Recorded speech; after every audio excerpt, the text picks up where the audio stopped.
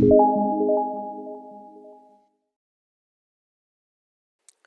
everyone, welcome to Salesforce Network, Salesforce Administrator tutorial. Topic what we are going to cover in this session, that is Audit Trail. Salesforce Audit Trail is available especially for administrators to track recent setup changes in the organization.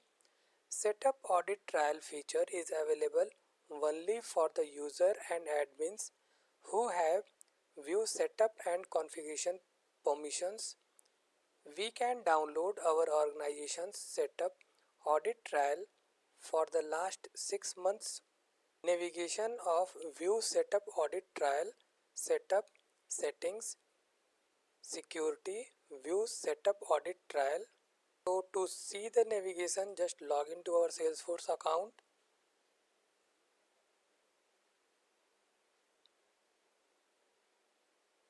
Setup,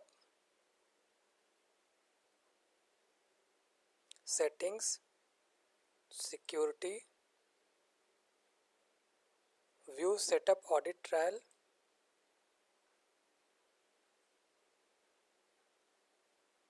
View Setup Audit Trail. The last 20 entries for your organization are listed below.